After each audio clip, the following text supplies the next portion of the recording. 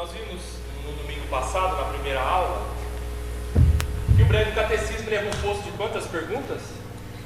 E suas respostas? 107. 107. Ele é um catecismo resumido. Apesar de 107 perguntas e respostas, ele é resumido. E ele deriva da confissão de fé de Westminster. Westminster é uma cidade próxima ali da região metropolitana de Londres, e foi um concílio reunido por homens de várias denominações, mas tendo por base um concílio de maioria de membros presbiterianos, ou de origem presbiteriana, mas também teve membros de outras denominações e também políticos de Londres, da Grã-Bretanha, da Inglaterra, naquele país. Nós vimos a primeira pergunta do breve catecismo. Qual é a primeira pergunta? Qual é o fim principal do homem? Qual é o fim principal do homem? E a resposta é? Isso, vamos lá. O fim principal do homem é glorificar a Deus e alegrar-se nele para sempre. Certo? As 20 primeiras perguntas fazem parte da primeira parte do breve catecismo de Westminster, que eu dividi em 3 partes. Primeira parte nós vamos estudar sobre Deus, criação e queda. A segunda parte, como nós vimos na última aula, diz respeito a Cristo. Estamos bem? Mas vamos lá. Cristo, redenção, graça e lei. Das perguntas 21 até 84. A terceira parte, salvação e crescimento em graça, que é da pergunta 85 até a final, 107. Nós estamos então na primeira parte, Deus, criação, queda. Hoje vamos ver as perguntas de número 2 e de número 3. A pergunta de número 2, olha aí. Que regra Deus nos deu para nos orientar na maneira de o glorificar e nele nos deleitarmos? Percebem já de cara que essa pergunta número 2 faz a gente linkar com a pergunta de número 1. Nós vimos na pergunta de número 1 o fim principal do homem. Para que o homem foi criado? E em especial, para que você, salvo, crente, foi criado? Nós vimos que nós, salvos, crentes em Cristo Jesus, glorificamos a Deus de uma forma especial. A pergunta de número 2 diz: qual é então a regra? A regra que Deus nos deu para nos orientar de maneira a glorificar, ou de glorificar nele, de o glorificar e nos deleitarmos nele. Qual é?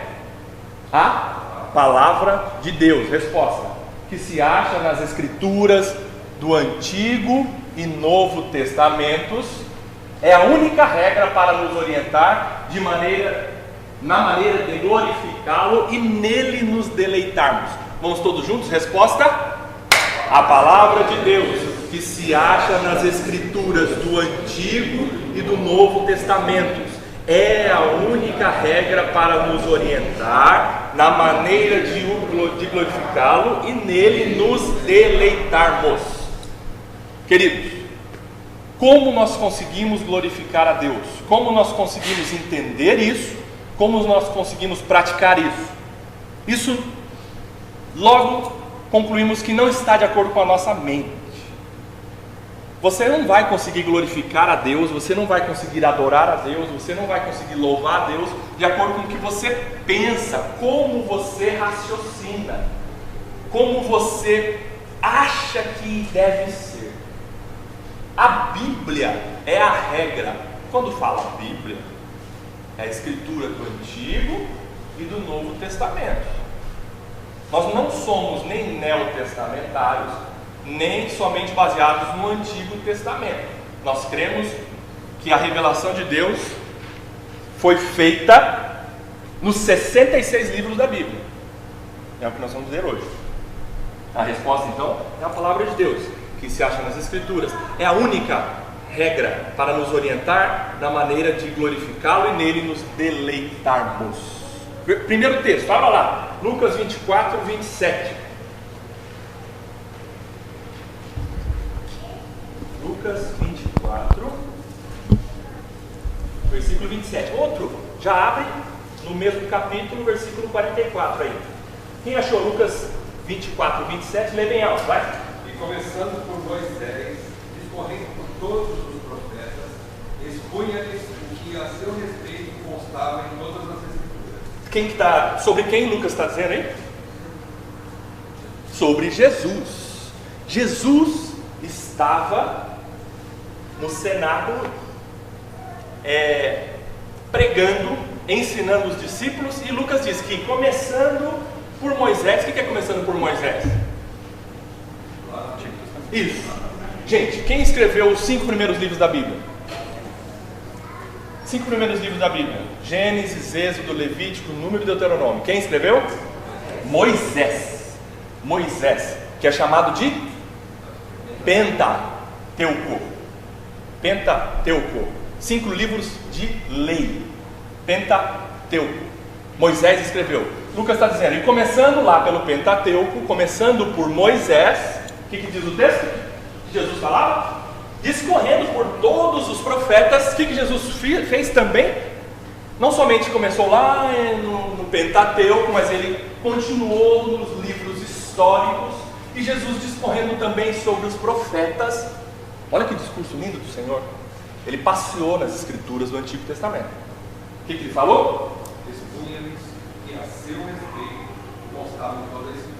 Gente, esse primeiro versículo que nós estamos estudando hoje, para nós entendermos sobre a regra, a única regra que nos ensina, que nos dá o norte a glorificar a Deus, esse primeiro versículo já nos mostra algo que nós precisamos entender de forma fundamental. A Bíblia tem um assunto: Jesus. A Bíblia tem um único assunto. Qual? Jesus. Ah, mas Rodrigo, tem tantos assuntos. Tem. Mas todos os textos, toda a Escritura revela Cristo. De alguma forma revela Cristo. Ainda a gente não consegue entender determinados textos para que a gente entenda que ali tem Cristo, mas tem Cristo. Jesus está dizendo isso.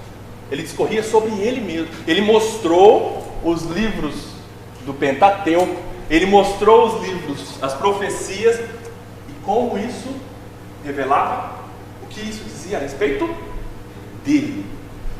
Porque os judeus, e ali estava tendo um embate, os judeus, eles são muito fortes, são ainda muito apegados ao Antigo Testamento, aguardando o Messias ainda. Os judeus hoje, os que não se converteram ao cristianismo, esperam ainda o Messias. Eles estão na lei, eles estão ainda no Velho Testamento, mas não entendem que o Velho Testamento todo aponta para Cristo, e o Novo Testamento revela Cristo. E Jesus mostra: toda a Escritura fala a meu respeito. Isso é belo. Nós precisamos entender isso. Quando você for para a Bíblia, diz um homem de Deus que quando você folhear as páginas da Bíblia e ler um versículo, você vai ter que ver Cristo. Se você não vê Cristo, leia de novo. Entenderam? Outro texto, versículo 44. Quem achou? A seguir, Jesus lhes disse: são estas as palavras que vos falei, estando ainda convosco, importava se cumprisse tudo que é de mim, tudo que de mim está escrito na lei de Moisés, dos profetas e dos salmos. Aí Jesus continua, ele explica que a lei, os profetas, os salmos, as escrituras como um todo do Antigo Testamento falam, testificam dele. Está tão claro para você isso? Está tão claro para você isso? Mas para os judeus, para os fariseus e para muitos hoje, eles olham isso e falam: não é verdade. Os fariseus olhavam, eles eram peritos na lei, fariseus, escribas, estudiosos, muito mais do que eu e você da Bíblia, muito, eles eram peritos na lei, e não viam Cristo. Segunda coisa que eu quero dizer para vocês nessa manhã. Primeiro, você vai ver, ou tem que ver, Cristo nas Escrituras. Segundo, você não vai conseguir ver se não for através do Espírito Santo. Não é para você pegar a Bíblia de capa a capa e estudar como um acadêmico, achando que você vai ser perito na Bíblia. Se o Espírito Santo não revelar para você as Escrituras, você jamais vai entender de forma como deve ser entendida a Escritura. Como? Revelando Cristo. Muitos estudam a Bíblia, mas muitos estão mortos, estão cegos, não estão vendo Cristo. O versículo está claro para você e para mim, não está? Não por causa dos seus olhos, mas por causa da revelação do Espírito Santo a você e a mim. Se o Espírito Santo não revelar a palavra dele a você e a mim, nós não compreenderemos de forma valiosa ou que importa para nós, para a nossa vida espiritual, se não for o Espírito Santo em nossas vidas. Você tem que entender isso. Se você está enxergando, se você está vendo, se o texto está saltando para você nesta manhã, é porque o Espírito Santo está mostrando para você. Não é por causa dos seus olhos, não é por causa do seu entendimento, não é por causa que você se esforça para ver, entender o contexto, entender a origem do texto. Não é por causa disso não. Muitos estudam, mas não enxergam. Leem, mas não conseguem. Aquele texto não é vida para ele. Então, isso daqui, ó, não é amuleto para você. Isso aqui, essas palavras escritas aqui nessas folhas, não são nada se o Espírito Santo não revelar para você. Tente entender isso, porque essa Bíblia aberta lá no Salmo 23 na sua casa, ela não vai jogar poeirinha para cima e fazer com que a sua vida seja abençoada. Não é isso daqui. Tenha isso como muito valioso, claro, porque é a palavra de Deus. Mas se você não tiver Espírito Santo, não adianta. Tem que nascer de novo para ver o reino de Deus. E é graça de Deus se você está vendo hoje. Tem uma palavra que aparece no Novo Testamento, que é o embotamento. Isso. O embotamento é o inverso da revelação, né? É a dureza ou a incapacidade de enxergar. Ficar embotado. Exatamente. Entenderam?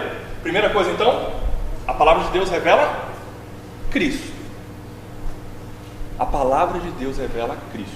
Segunda coisa, você não vai ver a revelação de Cristo nas Escrituras se você não tiver o Espírito Santo. E para ter o Espírito Santo, para ser a habitação do Espírito Santo, você tem que nascer de novo. E como nasce de novo? Crendo em Cristo Jesus como único Senhor e Salvador da sua vida. Tá bom? Entenderam? Outro texto, 2 Pedro 3:2. Quem achou, leia bem alto aí. 2 Pedro 3:2. Para que tu recordeis as palavras que anteriormente foram ditas pelos santos profetas, bem como o mandamento do Senhor e Salvador, ensinado pelos vossos apóstolos. Muito bem, agora a gente está caminhando um pouco mais. Percebam que Pedro, ele está trazendo o seguinte.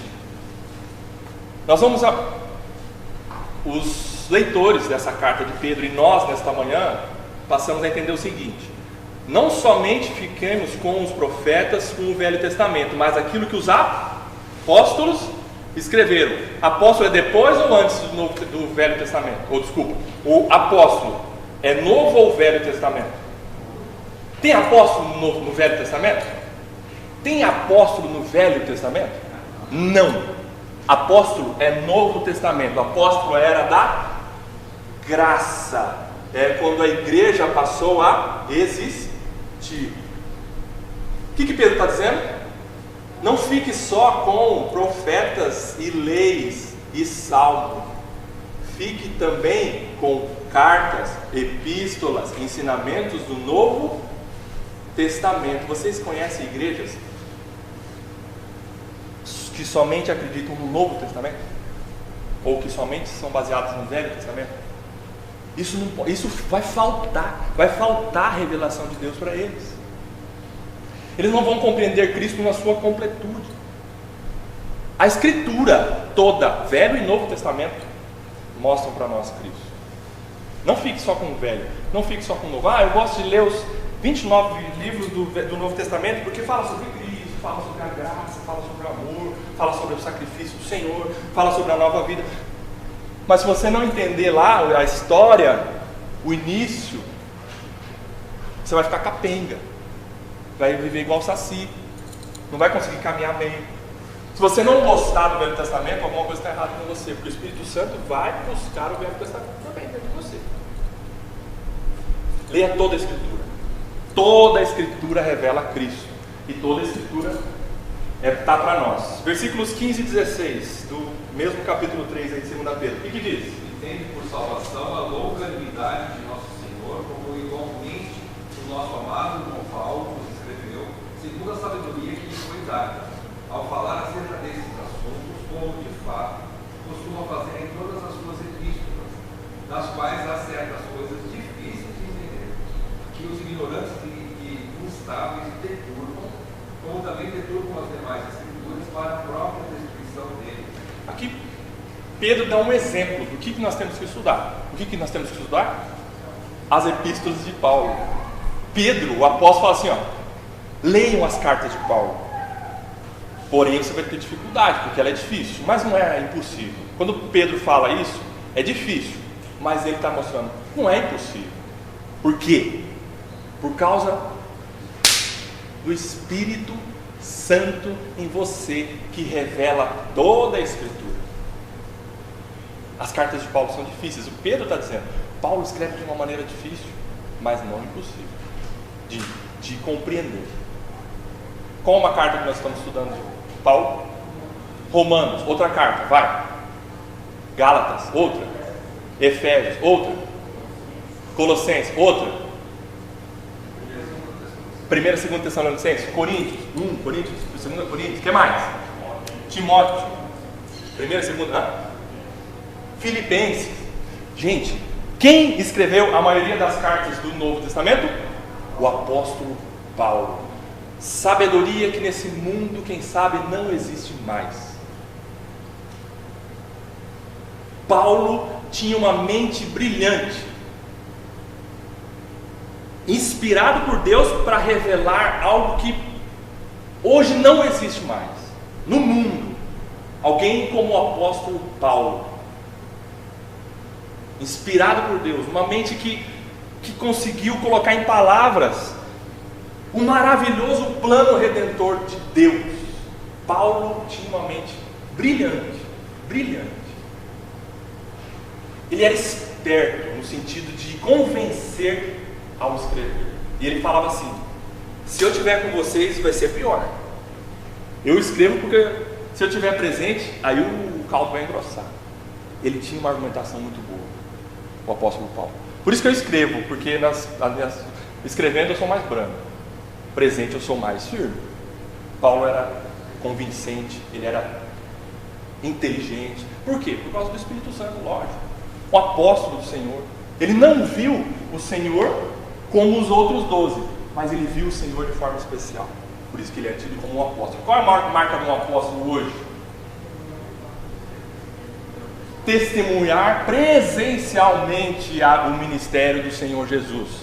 Gente, nunca se esqueça disso. Apóstolo é um enviado de Deus para ver, para testemunhar presencialmente o ministério, a vida, o que Jesus veio fazer nessa terra. Paulo viu. Ele foi um apóstolo fora do tempo. Deus mostrou. Jesus se revelou a Paulo, por isso que ele é um apóstolo, mas ele não estava lá com os 12. Mas Jesus se revelou a ele fora de tempo. Ele é o apóstolo. Hoje, quantos apóstolos tem? Hoje? Nenhum. Tem uma frase. Nenhum. Hoje não tem apóstolo vivo, gente. Se você vê um apóstolo vivo hoje, corre, que deve ser um fantasma. Tem uma frase boa, né, que diz que apóstolo bom é apóstolo morto. Então, tá vendo? É isso aí. O reverendo Augusto Nicodemo escreveu um livro bem grosso assim sobre os apóstolos. Eu não li ainda, mas deve ser muito bom. Deve ser muito bom. Porque ele, certo, como ele é erudito, ele vai mostrar para nós, quem já teve a oportunidade de ler, quem sabe, vai mostrar os detalhes do ministério de um apóstolo. O que é ser um apóstolo? Entenderam? E Pedro dá um exemplo. Então você não fique só com o Velho Testamento, mas fique também com as cartas de Paulo. Ah, mas Paulo é difícil, eu não consigo compreender. Não, leia. O Espírito Santo vai revelar para você. Para isso também tem a igreja, que estuda. Também, isso. A falta de compreensão do membro da igreja é positiva por causa disso. Exato. Nós aprendemos com todos os santos a escritura completa. Perfeito, é isso mesmo. A limitação para nós defendermos uns dos outros. Isso. Você não vive a espiritualidade sozinho lá na sua casa. Você precisa da igreja. E através da igreja, que de forma especial, a multiforme sabedoria de Deus é revelada. Você na sua casa, se você ficar estudando lá, online, pegando pregações, é muito bom. Mas se você não estiver presente no momento em que a igreja está reunida em torno da palavra de Deus, é algo especial. Explica, Rodrigo. Não sei. Mas é aqui, é no momento em que a palavra de Deus é pregada, no momento da reunião dos santos, que Deus se revela de forma especial. Especial. Não estou dizendo que é por causa de nós, não, por causa da ICCG, por causa de... Não. Reuniões em que membros do corpo de Cristo estão reunidos, lá há uma revelação especial de Deus. Especial. Que você lá na sua casa não vai conseguir chegar. Porque pela igreja, que é multiforme, a sabedoria de Deus é conhecida, é revelada. Certo? Outro texto, vamos lá. Nós temos duas perguntas hoje, hein? 2 Timóteo 3, 15 a 17. Quem achou, lê aí. Deu dois aí, vai, pode ir. Lê o 14 também, então, por favor. Aí vai até o 17.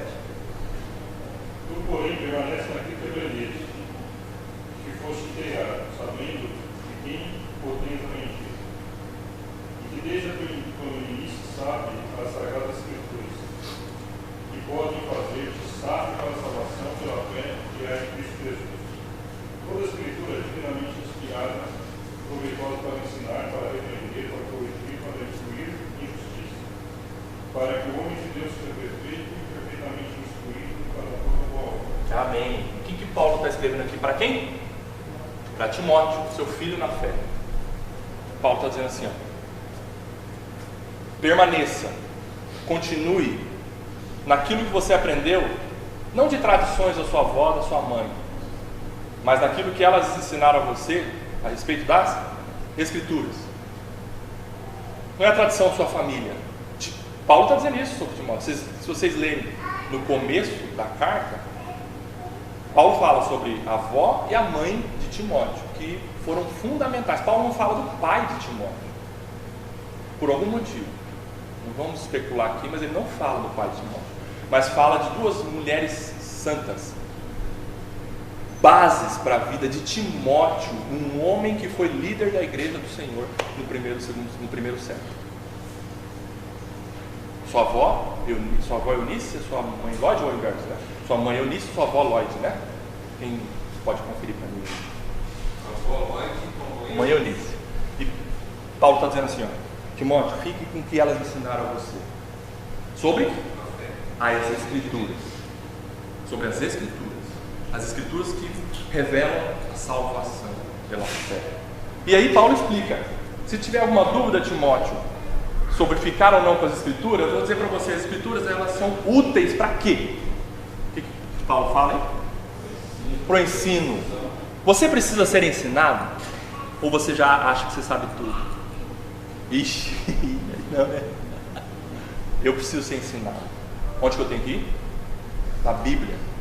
O que mais? Ela é útil para quê?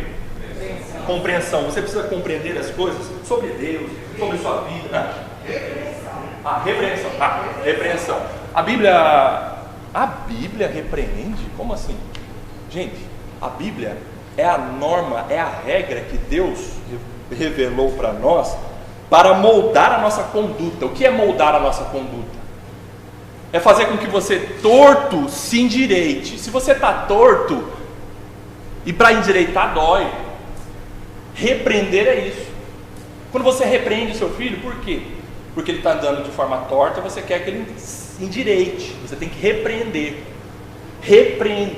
É mostrar o que está errado e apontar o que é o certo. E as Escrituras fazem isso.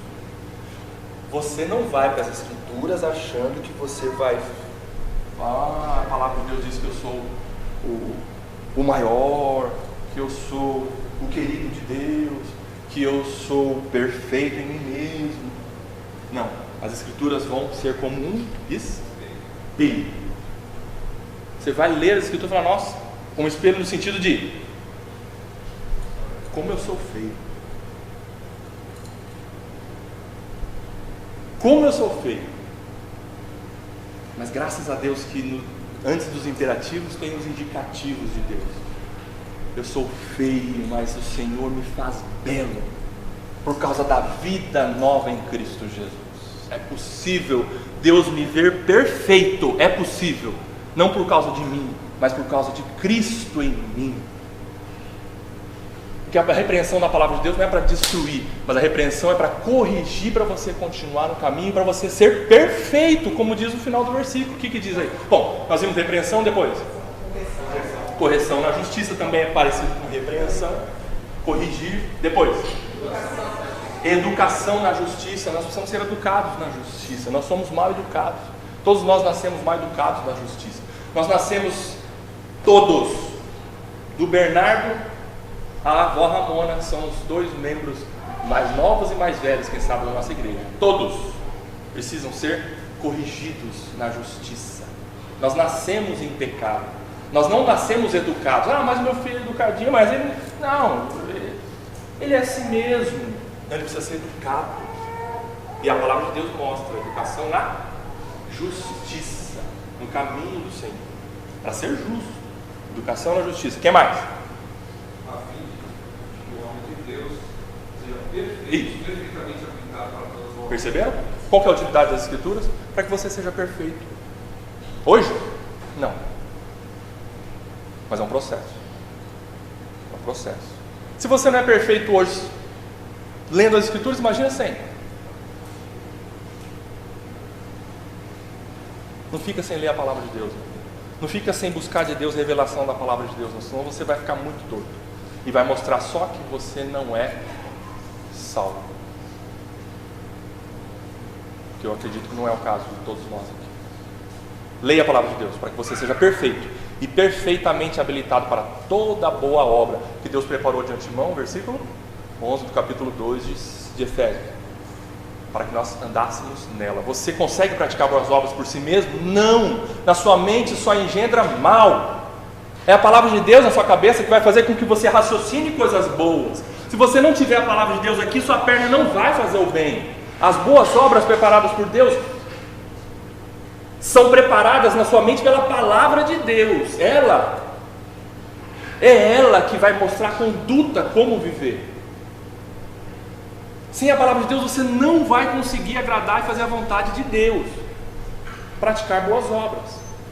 Não tem outro jeito. Se Deus tivesse outro jeito, Ele mostraria para nós. Entenderam? Outro texto aí, Lucas 16, 29. Quem achou? Respondeu Abraão: eles têm Moisés e os profetas, ouçam. Qual que é o contexto aí? Vocês se lembram?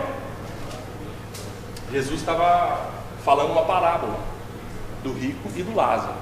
E aí chegou um momento em que o rico falou assim: então manda algum anjo lá, um fantasma, não sei, manda Lázaro lá para falar para os meus parentes, para eles verem que onde eu estou é muito ruim. E aí Abraão fala: isso. Eles têm Moisés e os profetas. O que é isso? Gente, não há revelação sobre Deus ou de Deus fora das Escrituras. Quando fala de Moisés e os profetas, fala da completude do Velho Testamento, porque ali não tinha o Novo Testamento ainda, enquanto Jesus estava falando ali. Mas Jesus está mostrando o seguinte: se cair um fantasma na frente do seu parente para ele acreditar em Deus, ele não vai acreditar. Se cair um meteoro e Deus falando assim: sou eu que estou agindo na terra, as pessoas não vão crer nele.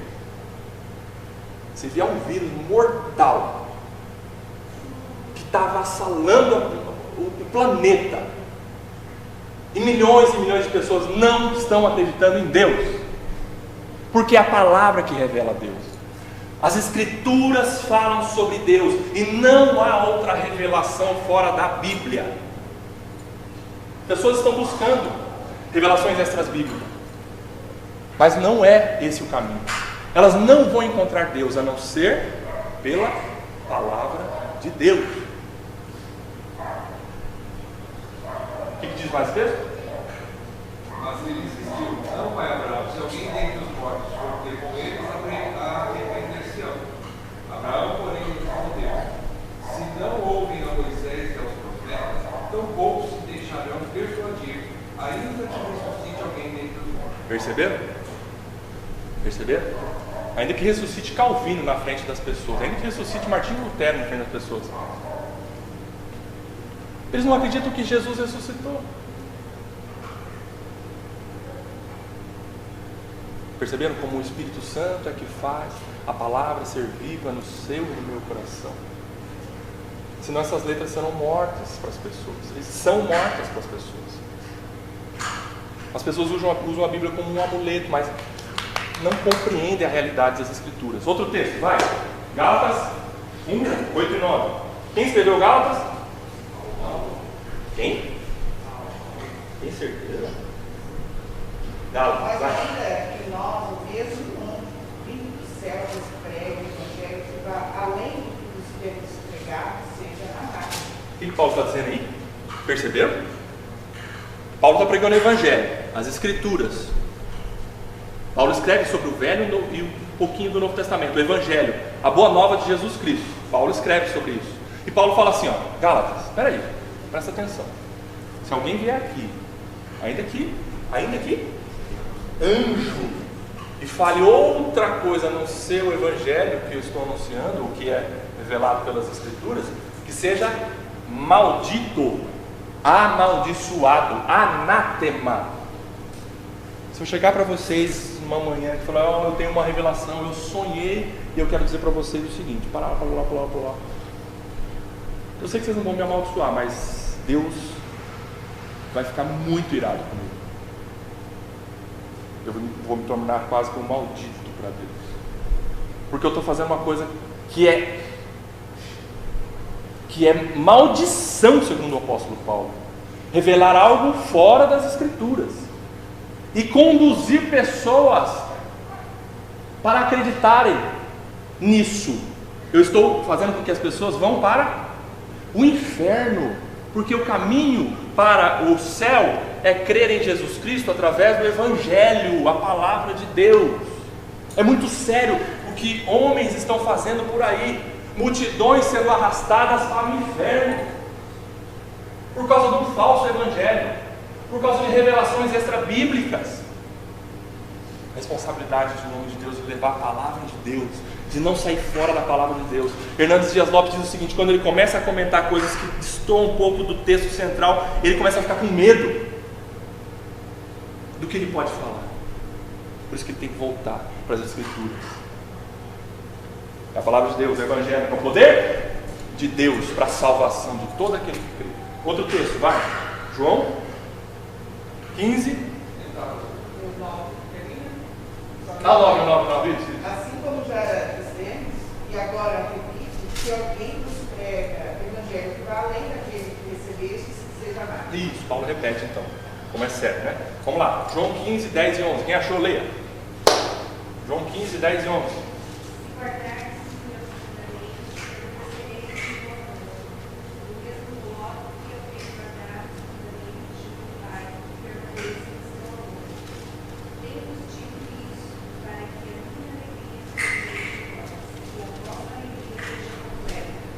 Jesus está dizendo isso, né? Terminou, né?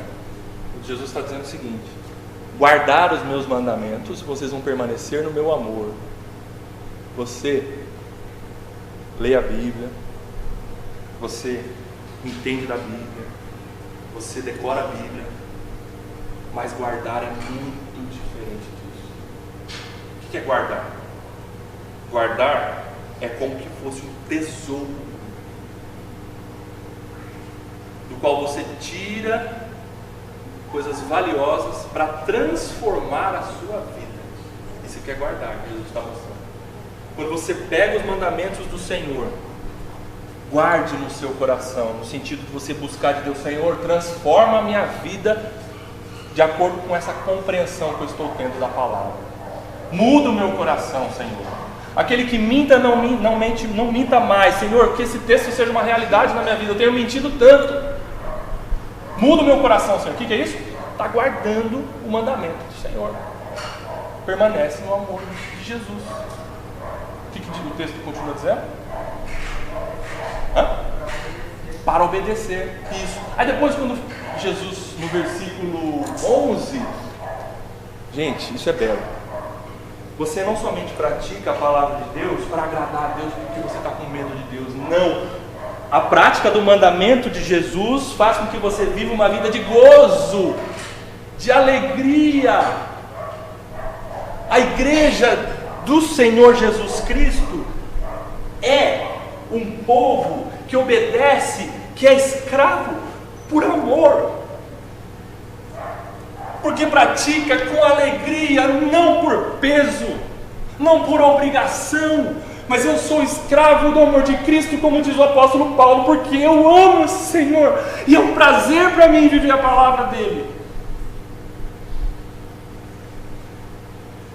Como nós precisamos aprender isso? Quando você entra por aquela porta, fala: mais um dia. Que você entra por aquela porta e fala: eu quero muito mais dias como esse, de prazer em torno da palavra de Deus. Muda o meu coração, Senhor, eu não estou tendo prazer em praticar a Tua palavra, mas eu quero ter o gozo para glorificar a Deus. Como que é? Alegrar-se nele para sempre. Você jamais, lendo as Escrituras, fala: eu não aguento mais isso, não aguento mais essa vida de oração, de leitura, de pedir perdão. Você não está alegrando-se no Senhor. Tem que ser um prazer para você e para mim. Outro texto, Hebreus 1:1. Quem achou? Também Deus, outrora falado, muitas vezes e de muitas maneiras aos pais pelos profetas. Isso, aí continua 2, vai. Nesses últimos dias nos falou pelo Filho, a quem constituiu herdeiro de todas as coisas, pela qual também fez o universo. Isso, olha só. O escritor de Hebreus, quem escreveu Hebreus? Não se sabe. Só Deus sabe. Só Deus sabe. Vamos pesquisar, quem sabe a gente não. Vai, estou brincando. O escritor de Hebreus diz assim para os hebreus, em sua grande maioria judeus, que estavam querendo voltar para a prática do simbolismo judaico. O escritor diz assim: Deus falou de muitas maneiras. Como? Por sonhos, por visões, por revelações, por aparições de anjos, através de vozes na natureza. Deus falou de muitas maneiras aos pais. O que ele diz aos pais? Aos antepassados hebreus, através dos profetas. Agora, esse agora é até hoje. Esse agora é até o último dia da existência humana nesse universo. Agora é através do Filho. Agora a revelação máxima de Deus é em Jesus Cristo. Não adianta você procurar a revelação de Deus na natureza. Tem pessoas indo para a natureza querendo ver Deus, encontrar Deus. Não irá encontrar Deus de forma que ganhe o coração dele para ser salvo. Deus se revela pela natureza, mas não é de forma a salvar e regenerar a pessoa. O que salva é crer no Evangelho de Jesus Cristo. Porque se fosse para ver o sol para salvar, Deus colocaria o sol na cruz. Mas Ele não fez isso.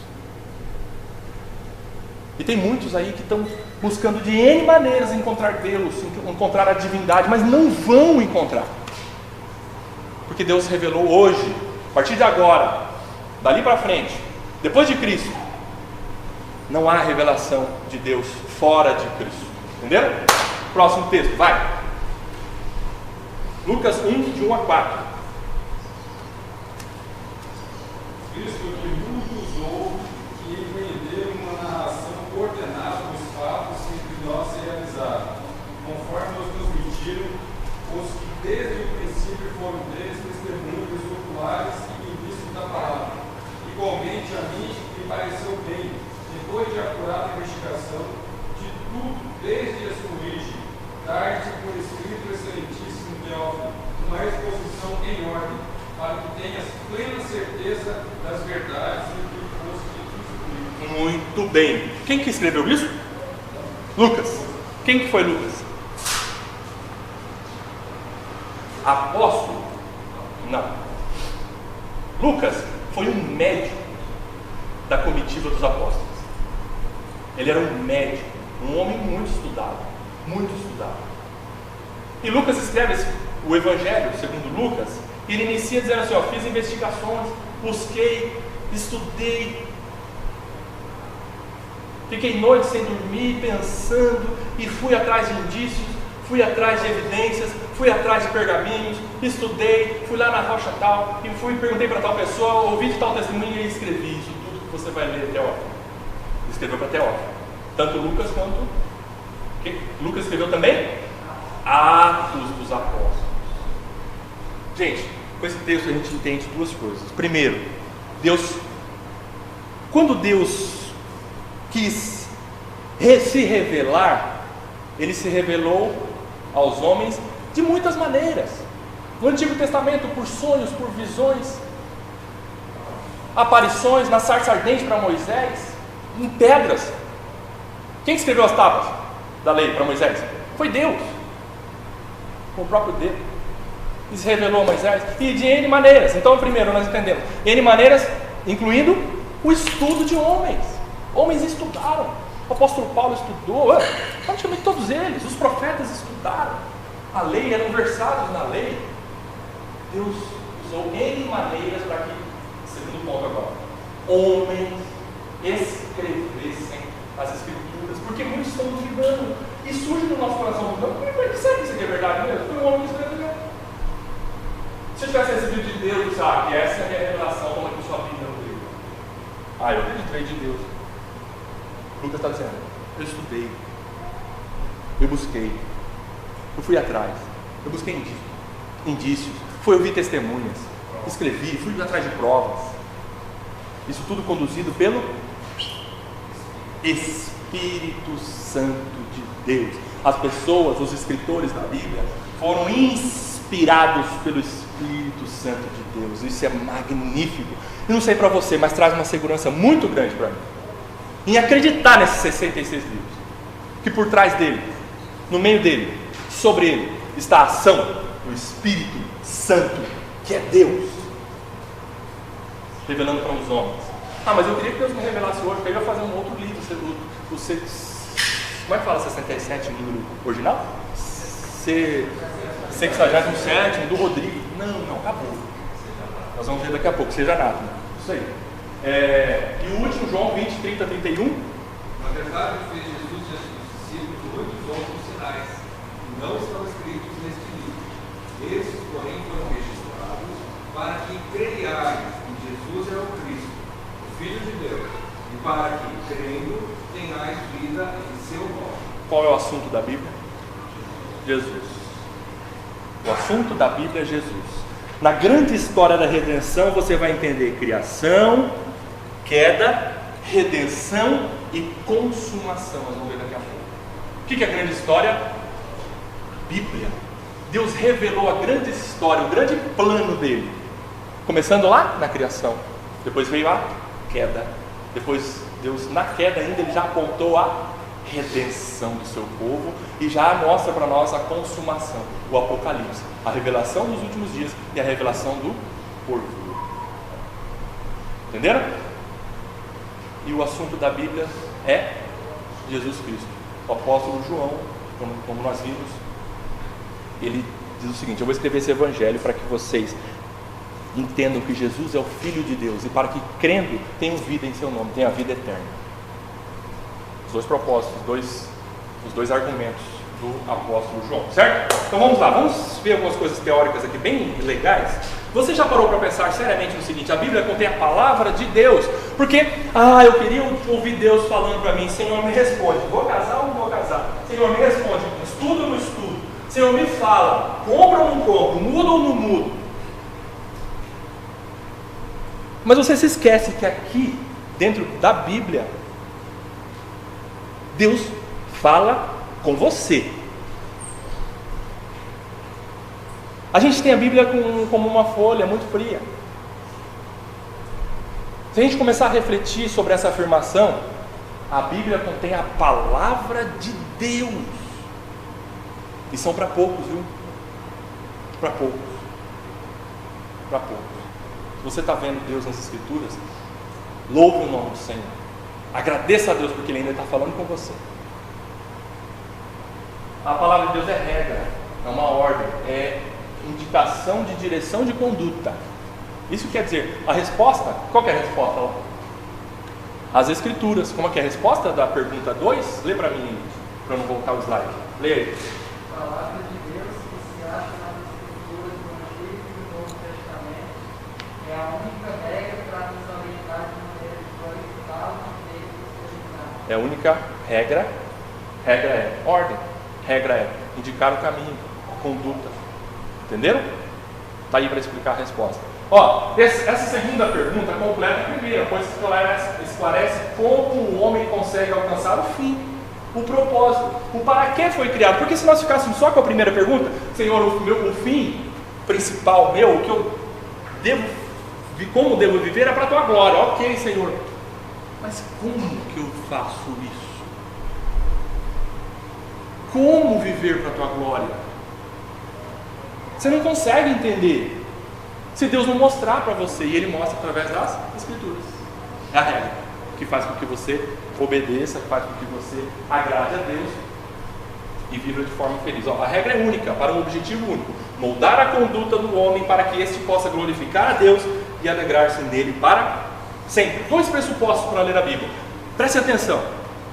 Para você ler a Bíblia, você tem que já dar um passo para trás e já coloque no seu coração isso. Primeiro, crer que Deus existe e que Ele fala, Ele se revela, Ele se comunica. Gente, quando você for ler a Bíblia, você precisa crer que Deus existe, né?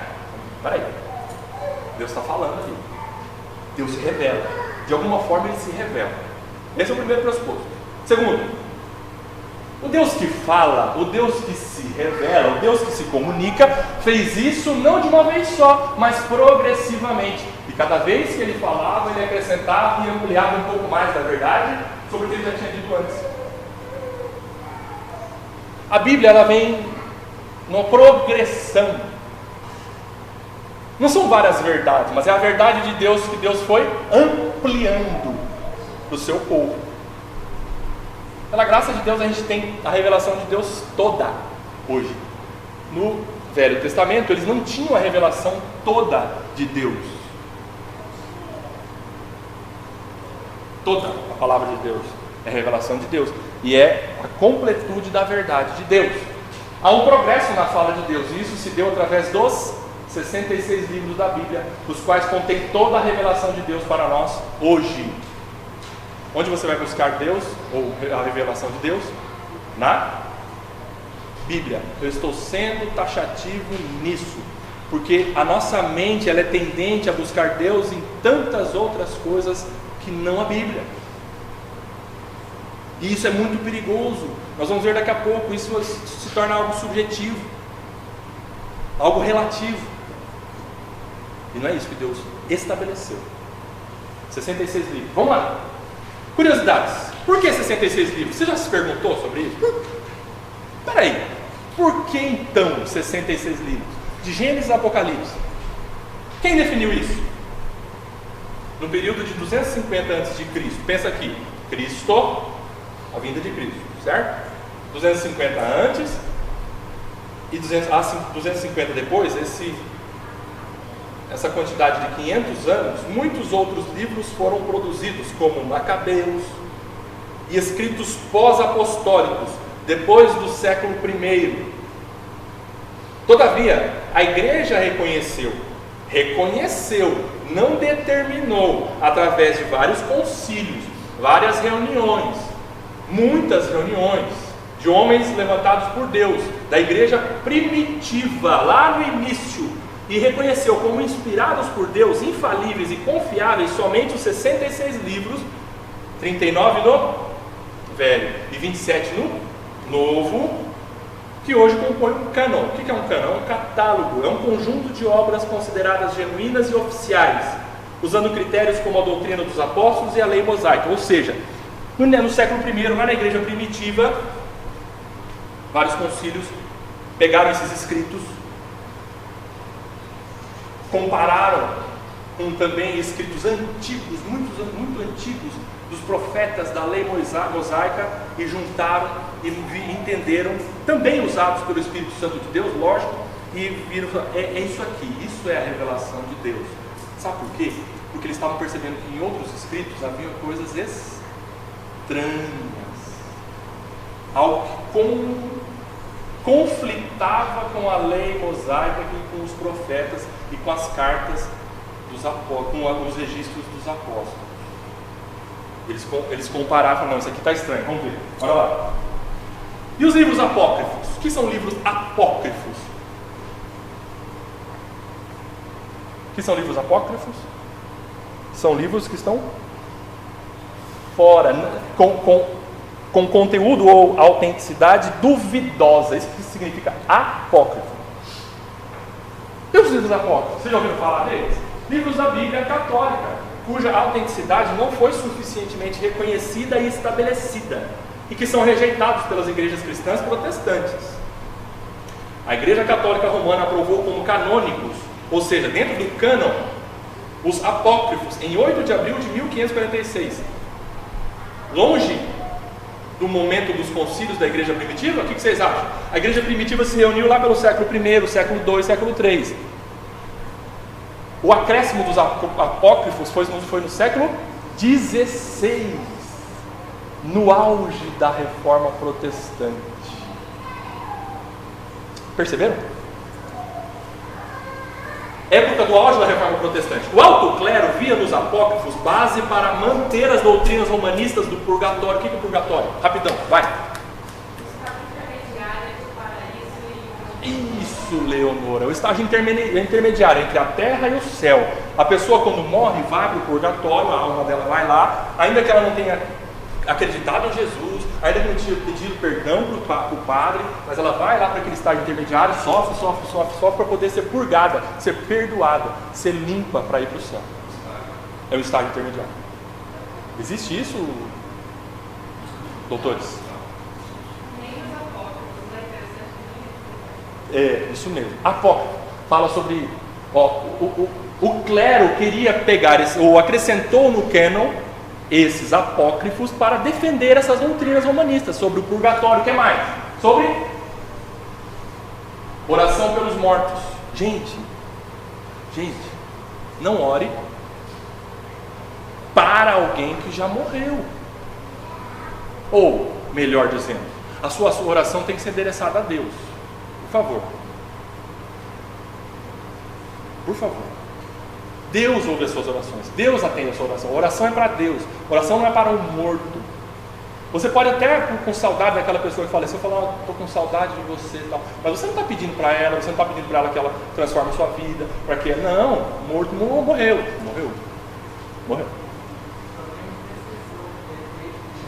Só há um intercessor entre os homens e Deus, Cristo Jesus. Ele é o único mediador. Mas eles criam na intercessão das almas falecidas. Intercessão dos santos falecidos, né? E também a salvação pelas obras. Quais são os apócrifos? Tobias, Judite, vocês ouviram falar desse? Sabedoria, Eclesiástico, Baruque, 1º e 2º de Macabeus, 6 capítulos e 10 versículos acrescentados no livro de Esther e 2 capítulos em Daniel. Essa é a Bíblia católica, da Igreja Católica Romana, tá? Esse cânon foi definido em 1546. Agora, a reforma protestante, ela buscou o quê? Sola Escritura. O que é sola Escritura? Os reformadores e os 5 solas sintetizam, resumem o que eles apontaram para nós e para aquele momento da história, falando o seguinte: volte para as Escrituras, porque os cristãos estavam pegando Escritura e tradição da igreja, Escritura e visão sobrenatural, Escritura e sonho. E os reformadores disseram: não, somente a Escritura. A autoridade da Bíblia decorre da origem divina das Escrituras. Isso disseram os reformadores. A igreja não se coloca acima das Escrituras e não confere autoridade às Escrituras pelo fato de ter definido o seu cânone, que é a junção dos manuscritos e cartas. A igreja apenas reconhece o que já era aceito há muito tempo pelos cristãos. Os reformadores disseram: não é a igreja que define as Escrituras, é a Escritura que define a igreja, é a Escritura que é a base da igreja. Por quê? Porque o alto clero católico naquela época tinham em seus dogmas a superioridade da igreja sobre a Escritura. O que quer dizer isso? Eu mudo do jeito que eu quero, eu manipulo as Escrituras. A igreja que diz isso está certo ou isso está errado nas Escrituras. E os reformadores disseram: não, somente a Escritura. A Escritura é a autoridade, não a igreja. Que legal. A afirmação de que a igreja reconheceu o cânon é verdadeira, sim, mas o Evangelho estabeleceu a igreja. Não foi a igreja que formou a Escritura, mas vice-versa. A igreja está edificada sobre o fundamento da doutrina ou dos apóstolos e profetas. Efésios 2, 9, 19 e 20, precisa abrir. Entenderam? A ICCG não está sobre a Bíblia, não está acima da Bíblia, acima no sentido de autoridade. Qual é a autoridade para nós? A autoridade das Escrituras. É Deus dizendo como a igreja é, como a igreja vive, como a igreja deve praticar a palavra dele. A palavra de Deus tem autoridade. Isso significa que, se aqui, nesse ambiente, nessa igreja, onde nós nos reunirmos, estiver alguém ensinando algo fora das Escrituras, e disser: a igreja a partir de hoje definiu isso como caminho, fora das Escrituras, sai fora daqui. A autoridade máxima é a palavra de Deus, as Escrituras. Isso que os reformadores fizeram com que nós buscássemos novamente, né? E o que acontece então se pessoas que foram criadas para glorificar a Deus e alegrar-se nele para sempre não creem nas Escrituras e não vivem segundo a autoridade das Escrituras? A pessoa foi salva, a pessoa vai à igreja, a pessoa diz amém, aleluia, paz do Senhor, irmão, beleza. Mas ela não tem a Escritura como autoridade para a vida dela. O que significa isso? Eu não preciso viver tão rigidamente como a palavra de Deus, né, irmão, irmã? Não.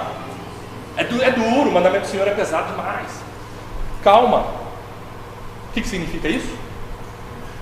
Surgem os chamados crentes nominais. O que são crentes nominais? São aqueles que são aparência de crente. Diz que são crentes, eu creio em Jesus, mas então pratica os meus mandamentos. Ah, não, aí também não, né? Então Jesus fala: apartai-vos de mim. Não. Quem me ama, me obedece. Quem me ama, pratica os meus mandamentos.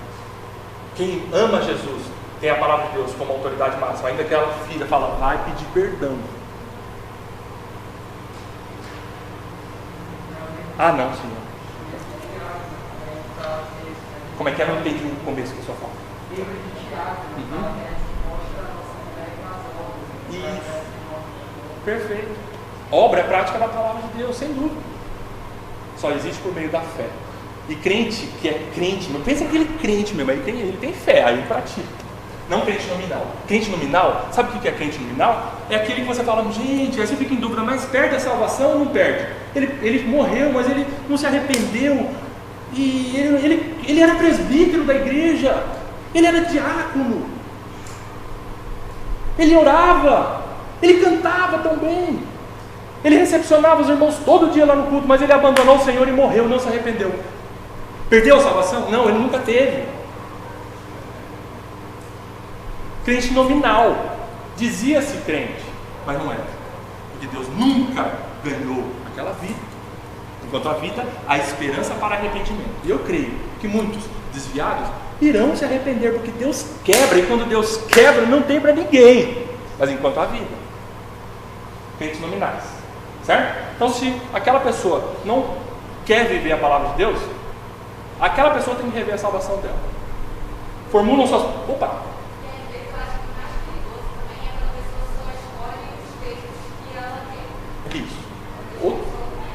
Exatamente, Raquel. Outro problema é nós pensarmos os textos da Bíblia conforme a nossa conveniência. Isso é muito perigoso. Toda a escritura é apta para repreensão. Toda. Ah, mas a genealogia? Sim, Deus vai falar com você através da genealogia. Leia lá. Não entendi, mas busque de Deus, você vai compreender. Sabe por quê? Você pega a genealogia, mas depois você tem que pegar o contexto e por que aquilo está apontando para aquela família, para aquela outra família. Às vezes você lê, vou pular a genealogia porque só perco tempo. Não, lê. Você vai entender que a família de Abiúde foi vô, ou Abiúde foi vô de fulano e tal. Você vai entender, daí descende o Messias, o Cristo. Que legal, quando você lê a genealogia você vai entender isso. Certo? O tamanho do tabernáculo, como o tabernáculo. Para que precisa saber disso? Se era alto, 3 metros, se era 5 metros, se tinha bacia aqui, se depois tinha outro. Não, você tem que entender. Você tem que ler. Você tem que ler. A genealogia, quando alguém fala que a terra tem milhões de anos, Isso, por exemplo. Se você fizer uma contagem das genealogias, dos tempos das famílias, das gerações, você vai chegar a um cálculo que você não consegue chegar em milhões de anos da história da humanidade. Tá? Formulam suas próprias regras e códigos, isso é um perigo. Os próprios códigos de conduta. Legislam sobre o que é bem e mal. Gente que foge da palavra de Deus é cobradora. Gente que foge da palavra de Deus é legalista. No sentido de você tem que praticar isso, você tem que praticar aquilo, você tem que fazer aquilo, ou você tem que fazer mais do que aquilo que a palavra de Deus diz. Não. Se você vive a palavra de Deus, você vai entender que você foi salvo por graça, que você vai ter misericórdia do irmão. Ele vai entender que pela palavra de Deus ele vai ser convencido. Não é você que vai dar um chacoalhão nele e falar, eu sou o Espírito Santo agora, se arrepende. Não, você não vai conseguir. Muitas vezes nós estamos legislando coisas entre nós, criando regras que Deus jamais impôs para nós. É aquilo que o Apocalipse fala, João fala. Aquele que acrescentar ou tirar. Acrescentar é legalismo, tirar é libertinagem, antinomianismo, contra a lei. Tá bom? Nós estamos terminando. Depois nós vamos para a segunda pergunta, é rapidão. Que é a terceira nossa, né? Quais são os 2 graves problemas hoje quanto a isso? Ou seja, nós sermos crentes nominais, de nós abandonarmos a autoridade das Escrituras. Primeiro, relativização da verdade de Deus. O que é relativização? O que é ser relativo? É o contrário de absoluto. Algo relativo. Serve, não serve. Se der eu faço, se não, tudo bem. Depende. Olha só as frases dos relativistas. As escrituras estão no campo da ideia. As escrituras estão no campo da ideia. Adulterar é pecado, mas de vez em quando a carne é fraca, né, irmão? Mas Salomão teve uma de mulher. A ideia. Olha o raciocínio. Isso. Davi pecou, mas Deus perdoou. Eu peco, depois Deus me perdoa. Olha o raciocínio. Relativizando a verdade de Deus. Outra frase. Hoje o mundo é plural. Há muitas ideias, há muitas ideologias. Hoje não pode haver nada absoluto. Gente, hoje, como ontem e como amanhã, a verdade de Deus será absoluta e é absoluta. Quer as pessoas queiram ou não, quer você queira ou não, a verdade de Deus vai ser absoluta. Você dizendo que a verdade de Deus é relativa, não muda, que ela é absoluta. E ponto final. Não é porque você acha que não é que Deus vai mudar de ideia. Não, é verdade, você tem razão, Senhor. Jamais. Até o último dia e por toda a eternidade, a palavra de Deus é absoluta e é a verdade. E nós vamos lá na glória cantar a palavra de Deus para sempre. Outra frase. O ecumenismo é o caminho natural da religião. O que é ecumenismo? É a mistura de sincretismo religioso, é a mistura de religião. Vem cá do candomblé, vem cá você fulano de cá. Não, somos todos filhos de Deus. Não. O mundo é plural. Hoje as escolas estão sofrendo isso. A relativização da verdade. As igrejas estão padecendo com isso. relativização da verdade, liberalismo dentro das igrejas. Eu te aceito. Não tem problema se você crê em Umbanda, mas vem aqui, vamos reunir todos juntos e fazer um culto só ao seu Deus e ao meu Deus, que é um Deus só. Não, não é isso, não é assim. A verdade é absoluta e única. Falamos sobre o único Deus. Subjetividade da verdade, o que é isso? Eu crio o meu código de conduta. Se a palavra de Deus não é autoridade, se ela não manda em mim, o que eu vou fazer? Nós vamos produzir uma conduta. Ela não me norteia, mas eu vou. O ser humano, ele cria regras, sabiam? A origem do direito é quando há duas pessoas e ali eles já criam regras de conduta. Quando existe uma pessoa só na ilha, não há regra de conduta, mas a partir do momento em que a sociedade, há estabelecimento de regras de conduta, ainda que não seja codificado. Essa é a origem do direito. Nós vivemos em sociedade, nós criamos regras entre nós vamos criar. Se a palavra de Deus não for autoridade, nós vamos acabar criando as nossas regras. Uns vão se sobressair, outros vão ser subjugados, e assim vai. A sociedade é assim. Mas a autoridade da palavra de Deus está sobre nós, deve estar sobre nós, para que não aconteça subjetivismo. Não existe verdade, mas apenas interpretações. Você interpreta o texto como você bem entende. Eu vou interpretar como eu entendo. Isso é muito perigoso. Isso é muito perigoso. O que mais? Hã? Não entendi? A Bíblia não é de particular interpretação. Perfeito, Lígia. Por quê? Porque Deus... Olha só que coisa linda. O Espírito Santo que está dentro de nós não se contradiz. Porque se fosse de particular interpretação, ela falaria uma coisa, eu falaria outra, mas aí, o Espírito Santo está em conflito? Não! O que ela interpretar da Bíblia vai ser a mesma coisa que o Espírito Santo me der na minha cabecinha para eu interpretar também. Perfeito! Senão jamais haveria harmonia na Bíblia. E a Bíblia ela é harmônica, um texto não contradiz o outro. Ainda que você pense, peraí, esse texto está falando algo diferente daquele. Vamos estudar, estude o contexto, estude a origem, estude o que o autor quis dizer. Você vai ver que, nossa, eles estão falando a mesma coisa. Subjetividade é muito perigoso. O que mais? O que é certo para você pode ser errado para mim. Não tem ninguém mais certo que o outro. Gente, isso é liberalismo.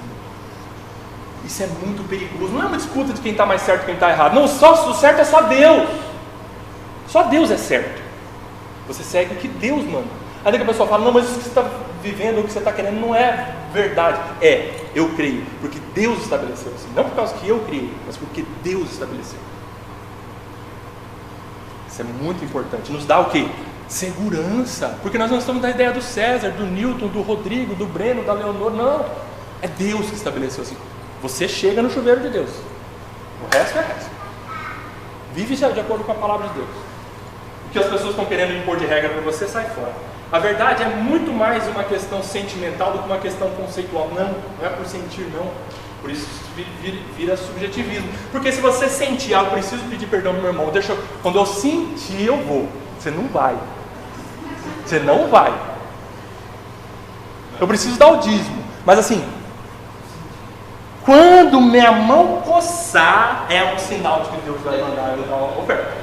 Não vai coçar. Aí você vai, na sua cabeça você vai passar a pomada e quem estiver coçando, não, Deus, não é agora não. Você vai passar a pomada para não coçar. Não é assim que Deus age. Não é porque você pensa, porque você raciocina, por conta das suas ideias, não. A verdade é muito mais uma questão sentimental. Não é por sentimento, não, é por causa de conceito, por causa de ordem, por causa de algo estabelecido. Gente, a verdade de Deus ela é granítica. Ela não é fragmentada. É uma só, imutável, perfeita. A verdade de Deus ela tem espinha dorsal. Ela não é invertebrada. A verdade de Deus ela é granítica, ela é absoluta, é única. E o X da questão é, eu reconheço a autoridade máxima das Escrituras na minha vida e vivo conforme esse reconhecimento?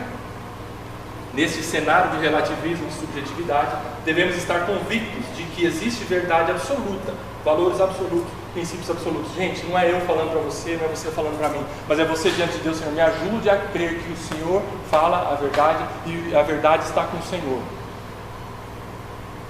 Não é eu falando para você, acredite na verdade de Deus. A verdade de Deus é absoluta para você. Não, é você e Deus. Busque de Deus isso.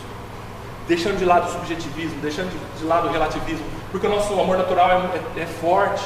E a gente pensa, mas o Senhor condenou pessoas? Não pode ser. Senhor, é isso. O Senhor condenou pessoas para o inferno? É a verdade de Deus, queira você ou não. Somos contra a cultura. O mundo está dizendo, não é a verdade. Mas isso é relativo. Mas é verdade para você, mas para mim não é. Somos contra isso, contra a cultura. E cremos que a palavra de Deus é a verdade absoluta e objetiva. E que no mar do relativismo, o cristianismo é a ilha da verdade absoluta. Aleluia.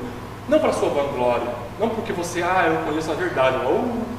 Grande coisa para você, não é por causa de você, não, porque Deus teve misericórdia de você.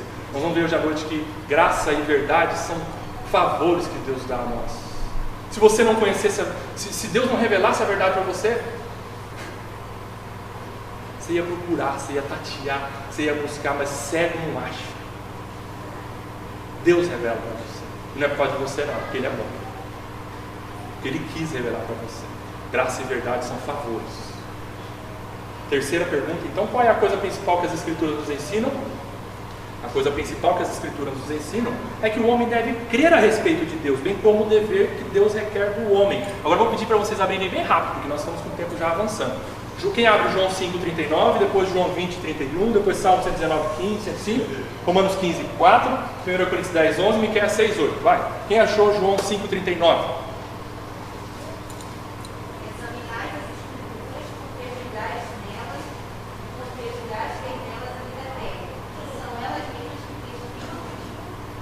Jesus está dizendo que a palavra de Deus revela Ele, certo? Vai lá, outro texto.